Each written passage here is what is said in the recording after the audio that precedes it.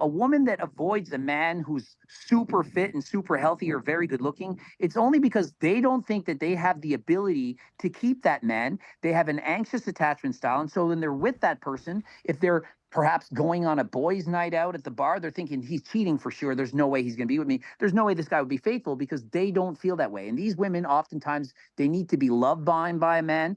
Problem with that is that's probably going to be a narcissist, and that's a whole can of worms and a horrible relationship, all because women think they want the dad bod, but what they want is an actual person that they are attracted to. One of the things, I believe it was Mac and Murphy who did a video on this describing the dad bod, like what happened with the dad bod phenomenon. And one of the things, the reason why women were saying it is because women have it's just a theory here, women have two different attraction points where they're physically aroused and attracted to a man, and then they also need to feel comfort. Whereas men, we don't need to feel comfort. We could have sex with a woman we don't feel comfortable with or don't know based on how physically attractive we are, or we're at least more likely to do that than most women.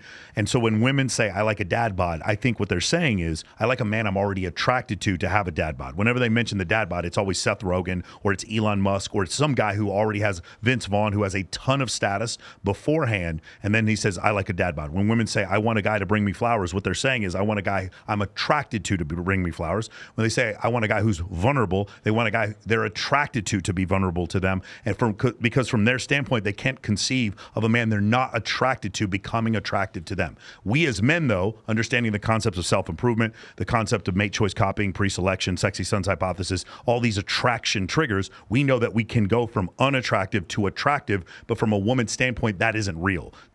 I've said this before, I don't think that women believe male self-improvement is a real thing. I think from their standpoint, they just walk up to a guy, they have a feeling, that feeling was always there, it's karma, destiny, and fate, and so I'm attracted to this guy, and it doesn't make any difference all the work that he put into it. And so I think that's kind of where this myth comes from, is that what will happen is women will say something they feel that makes them feel comfortable, and they'll express it like that it's an attraction cue, and then the nerdy guy who they're not attracted to brings them flowers, and like, what the is this? Why is this weirdo bringing me flowers? Because they're not communicating it that well. I think the women that say that they like the dad bods have anxious attachment styles, or they don't have a lot of self-esteem, self-worth, or self-validation, because there's no way, if you're a 10 out of 10 and you think you're that you're going to want to be with a guy that you deem a 5 out of 10 in terms of their body and their physique.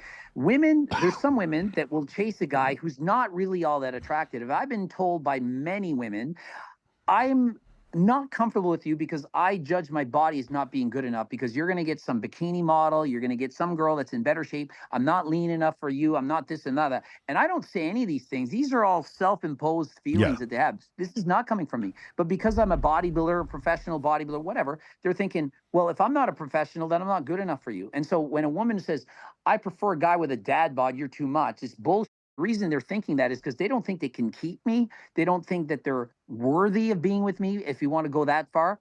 They just don't feel confident enough to think that they can keep you. And so a woman that avoids a man who's super fit and super healthy or very good looking, it's only because they don't think that they have the ability to keep that man. They have an anxious attachment style. And so when they're with that person, if they're perhaps going on a boys' night out at the bar, they're thinking he's cheating for sure. There's no way he's going to be with me. There's no way this guy would be faithful, because they don't feel that way. And these women, oftentimes, they need to be loved by a man.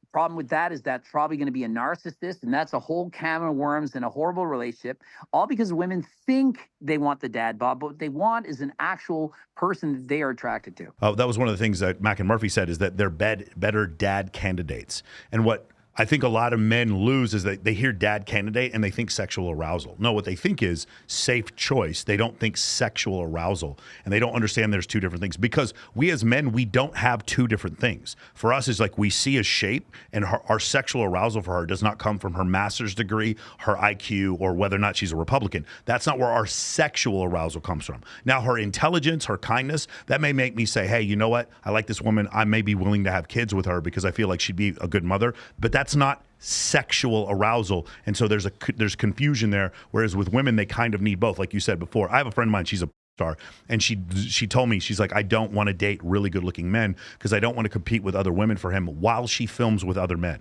And it's just one of these things where in her mind, she can't differentiate. She's not even aware of why she's saying these things. And so I think that's a really, really interesting paradox. Listen to this. I dated more than one woman. They said this: I date older men. These girls are in their mid 20s. I date older men, minimum age 40, minimum 45 plus better, 50 something even better. And why? Because men will cheat on their wives or drop their girlfriends when they get older. And so I want to be the person that older person drops their wife or girlfriend for. And so picture this, you're 25 years of age and you're dating somebody who's 50 and they've been with their wife for 20 years and they have a divorce. That woman's 25, she dates the guy who's 50. Now he's leaving his wife who's 50 for her who's 25. She now feels more confident because, well, he's left his wife for me. I'm the 25-year-old, and so he's not going to cheat on me. And so imagine the lack of self-esteem, self-worth, and self-confidence to only date men 20 plus years older than you because you think that they're not going to cheat on you. Yeah, it's crazy. Ridiculous. But this is actually happening. These are people I've actually dated in the real world. My most recent relationship, she was 20 and I was 44 when we met. She didn't realize how old I was when we met, and she still had insecurity about it. Because this is another point I want to bring up. It was, I'll talk to my clients and they'll get messages from girls and they'll say, hey, I don't like when you post these pictures when you're out at the pool where you're showing your six-pack abs or you're showing that you're traveling or you're showing beautiful women. And then I ask them, right after she complained about that, what happened? And they're like, yeah, she had sex with me. And I was like, yeah. That's of course, she's going to complain about this thing that generates attraction. She's going to tell you to not do the thing. But then here's the thing. Women vote with their vagina. And so they'll still have sex with you right afterwards because what they're doing is they're trying to say this thing that you're doing is generating attraction, but I'm losing comfort. Anything that builds attraction, I think, is the way to describe. I describe it as anything where a woman's losing power. So you get richer, you get in better shape, you get more followers, your company grows, and you have more social alignments. Anything where comfort grows and attraction goes down is where she's getting more power. You get the dad bod, you stay at home with the kids, you take out the garbage, you do all these things that she wants. You get down on one knee. Getting down on one knee and proposing to a woman is a comfort thing. It is not an attraction thing. And so whenever you see that dichotomy, she's going to say, I want you to do these things that give me more power in the relationship. And then she's going to complain about the things where she's losing power in the relationship. And yet these are the things, if you go look at her past, these are the men she had sex with. And when you look at it from that standpoint, you're like, oh, I had a girl on here. She's a Playboy model. And she goes, I really like guys who are nice to me. I love it when they're nice to me. Nothing turns me on than nerdy guys who are super nice to me. Then I ask her 5 minutes later about her boyfriend, and she goes, yes, he's a narcissist. And I'm like, you just said, like, do you, and I stopped her. I was like, do you understand how this is confusing? You just said you like guys that are nice to you, but the guy who put his you was a narcissist. Do you understand how men will listen to this and be very confused by the things that you're saying, how you're giving two messages? And she's like, yeah, I kind of guess. It's like, I just want guys to be nice to me, and I understand that's what you want, but that's not what you're attracted to. Yeah, that's why I say don't listen to what women are telling you. Show them what they want you to do. Like, show them what you want. You know what they want. You just have to read a book or two and you're going to understand this theory. Girls don't want guys who are just simply nice. They want guys that other women want. And so even if you're married, the woman should still think, wait a minute, this guy is attractive to other people. And so if you get married and you gain 50 pounds and you get the dad bod, and she married you and you were a supermodel, you're not as attractive. You're not going to have as many people looking at you. And so does she really like the dad bod? She might say, oh, he's so sweet. I love him still. But she would love him more or act like she does more if he was more sexually desired by other females. Yeah. So you mentioned the other females thing. So in psychology, it's called mate choice copying, or the mate choice hypothesis, or sexy sons hypothesis, which is basically the concept in two gender species. Whenever there's a male who's surrounded by other females find him attractive. I brought this up on Brad Lee's show, and I just got so much hate, either from really, really like beta soy boy dudes who are like, no, I would never do this. This sounds like you're in high school. Or women are like, this would never work on me. And so I went back on the show again, and I showed that there's a study done by Texas Christian University where they show a man by himself, and then they show the same man to a different control group where he's surrounded by women or has other women in the photo complying, smiling, touching, etc. And he would go up from like a 6 to an 8 on a 10-point scale. He would certainly go up. And when I provide the evidence, Greg, what should happen with normal, rational people is they should be like, oh, thank you for this new data. Let me look at this hypothesis and maybe change my hypothesis. Instead, what I got was more, who hurt you, bro? Why are you like this? Why are you so insecure? Why are you misogynist? Why are you a misogynist? It was like crazy. Like when I bring data in, instead of saying, because if someone did this to me, if someone brought in data to me that showed that my beliefs in physics or something like or finance were different, I'd be like, hey man, thank you for that data. I'm not stuck to a narrative. You gave me more data points. I appreciate this. Let me change my hypothesis. But instead, when I do this, I have never got more hate than when I when I have an opinion and then back it up with data. Yeah, and Coach, I think you're also seeing this now as you talk about more of like the current state of relationships, that you're now getting called misogynist for actually pointing out just what is. Yeah, all the time I get gaslit and I get called a misogynist. Anytime I say something that disagrees with the opinion of the majority of women, which is basically anything I say, because if you're unplugged from the matrix, people are just going to simply think you're a misogynist when I'm just stating facts, and they don't want to hear facts. You can make a valid point and have it backed up by research, and they'll just say that's bull. And they'll gaslight you until you just have to agree with them. And for the most part, most people will back down. Like, for example, I got canceled on TikTok. Why? Because I told people the truth. And this is what happens. Yeah. And then I remember when that video got taken down, there was this other guy who reacted to your reaction, and then he called you a colonizer. And it had nothing to do with what you were talking about. Do you remember that? A colonizer? Yes. It was, hey, colonizer. Stop making fun of me. Yeah, and they nonstop making fun of me, my voice, my appearance, that I'm on steroids. And it's perfectly okay to make fun of me. That's what I don't understand. People make fun of what I'm doing, and they do the same thing that they think I'm doing. They'll say, "You made fun of that person," and they'll put me down by making fun of me. And I'm like, well, let's say I did make fun of them. So does two wrongs justify this? Because you're doing the same thing to me, only worse. So how is that okay? Yeah, it's beautiful.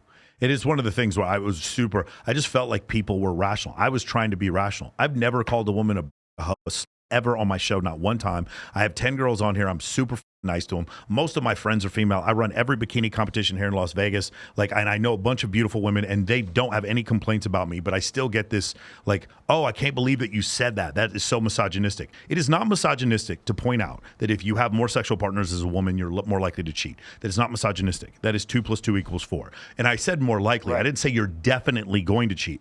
I said you're statistically more likely, looking at historical data, but somehow that's incredibly offensive. And it's like one of these things where there's a moral ambiguity. It's like you shouldn't even be telling people this, even though it is true, because you're sending out the wrong message. So yeah, man, that has been something that I've had to deal with recently, and I've seen you recently make this pivot into male self-improvement, and probably some of the hate that you've got as well. It's even like saying when people say, "Did you cheat or not cheat?" And I'm like, do you know how many people would cheat right now if given the opportunity to do so?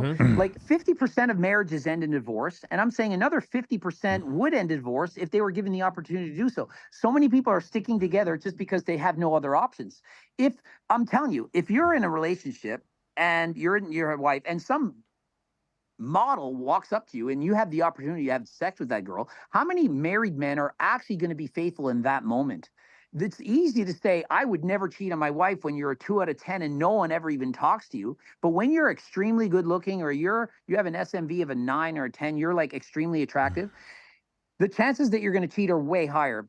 The girls are all cheating with the top, say, 5% of men. These guys are having sex with everybody. But the people who are below average looking are saying, I would never cheat. Well, yeah, you wouldn't, because you can't. Yeah. Yeah. The other part was whenever you bring up dating app surveys where they talk about 90% or 80% of men being deemed below average attractiveness, 20% of men being attractive, and 4.5% of men being so attractive that women will actually pursue them. When you say that and then you try to express to women in an unfamiliar environment, you say that a man is an 8 and you call him a 5. And I've seen this so many times before where it's like in an unfamiliar environment, they push men to the right or push men to the left, making them more attractive.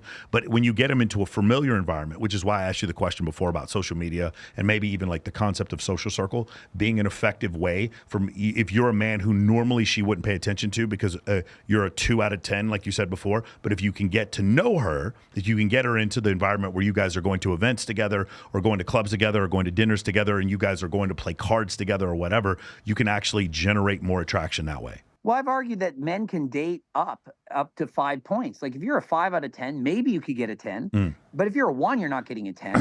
And what does that mean? It's, well, if you're extremely funny, if you have a lot of money, if you have all these other qualities that are deemed as attractive, you're a leader, you're charismatic, you can get girls who are more attractive, but only to a certain degree. And so you do want to actually meet people.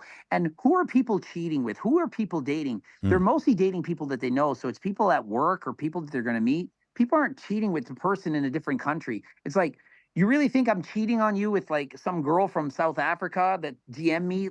No, it's people that are in your immediate vicinity. Oftentimes it's your friends. It's like, you have no idea how many people are cheating with their best friends, girlfriends, and all these things. People are doing this all the time.